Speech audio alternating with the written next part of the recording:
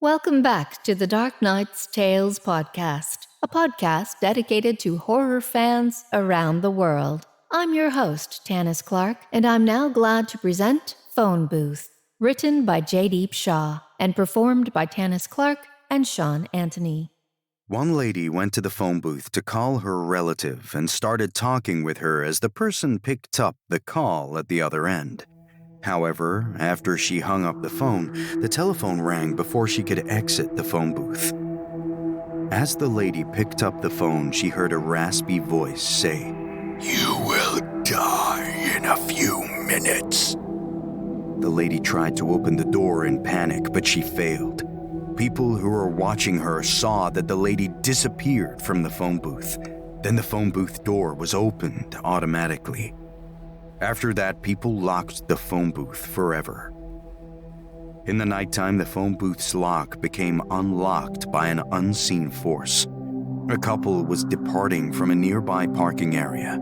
Their car suddenly stopped near the phone booth. A man tried to fix the issue, but he couldn't. He tried to call someone from his phone, but his phone had ceased connection to the network. His wife didn't have a phone, so she exited the car and walked to the phone booth. They saw an open lock on the door. The man threw the lock and entered the phone booth to call his friend, yet his friend didn't pick up the call at the other end. The man's wife also entered the phone booth and called her friend for help, who picked up the phone.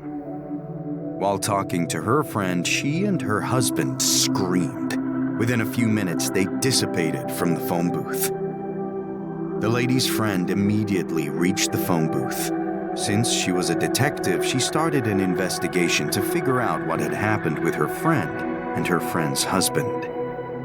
After surveying the phone booth, people understood what had happened to the man and his wife that night.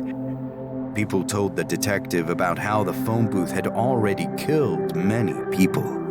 However, she didn't believe anyone, since she did not believe in superstitious matters. She entered the phone booth and called her cell phone from the phone booth's phone. "You will die the same as your friends," she heard from the phone booth's phone. She was scared because her cell phone never fetched a ring from the phone booth's phone, and so she never answered the call. She saw someone's shadow on her legs. There was spooky laughter at the other end of the line. "You cannot escape from here," the harsh voice said as the laughter halted. The detective was trying to open the door.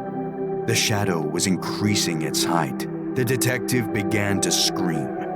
The shadow made her blind and severed her legs as she died in the phone booth, her dead body evanesced.